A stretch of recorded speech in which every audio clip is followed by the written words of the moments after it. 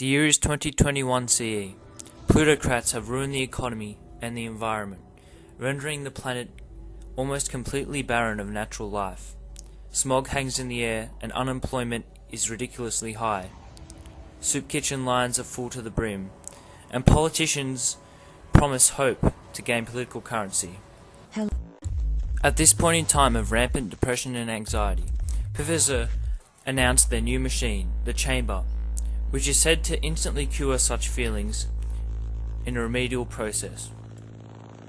Religious leaders, including the Pope, begin to warn against this process, labeling its brainwave-altering technology as dangerous as well as inhuman. They are then labelled as reactionary and ultra-conservative by the media for this stance, seen as halting progress.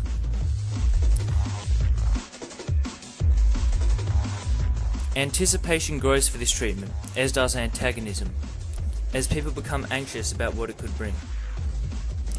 Many take to the airwaves to express their concerns about such a device, but eventually they are dismissed as paranoid and as fearmongers until the state finally silences them. As the day of release grows nearer, people look to politicians for their input and opinion, but they stay quiet and objective for fear of losing their... Thousands of people rush to the clinics the first day of release, I being one of those people. I was greeted by a gynoid. Hello, sir. Good afternoon. Would you like the deluxe package today, or the regular? Regular, please. That will be 20 water credits. Please, sir. Bzzz.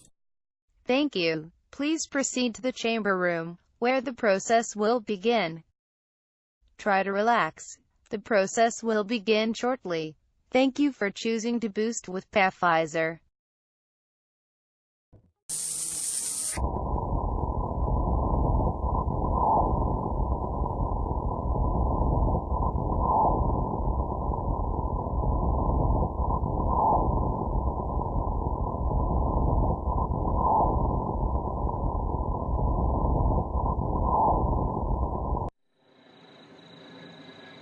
Night passed with no significant difference noticed. The next day was like any other. Wake up at 4 AM, work at the gynoid factory for hours, from about 9 AM to 9 PM. And then I would relax at home in front of state-distributed media. The next 2 weeks passed the same way they always did. Each day practically indiscernible from the next. The same routine, the same fatigue, and the same melancholy. I worked at the factory as I always did, and I had the same feelings while I was there. Each night was passed as it always was in front of the television as required by state law. That was until one day when there was an incident at the factory. Against my own will, I lashed out at my peer.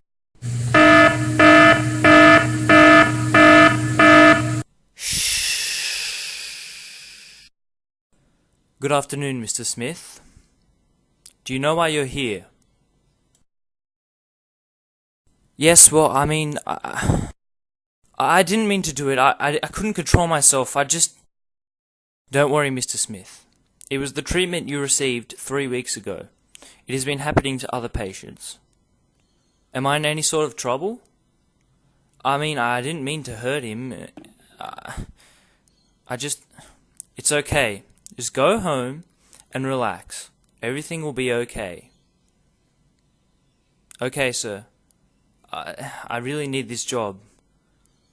Goodbye now. On the way home, I couldn't believe what I'd done. What had I become? What had this treatment done to me? Had this happened to others who'd had the treatment? I went home and turned on the TV. There was an urgent announcement from the CEO of Pisiva. I listened in. All those who have received the chamber treatment must meet at the clinic at 10 p.m. this evening for an urgent cure. Those who avoid the cure will be arrested as they pose a threat to the public. We will take you to a secure location. It was at that moment that I heard a call coming on my television. Have you heard the news?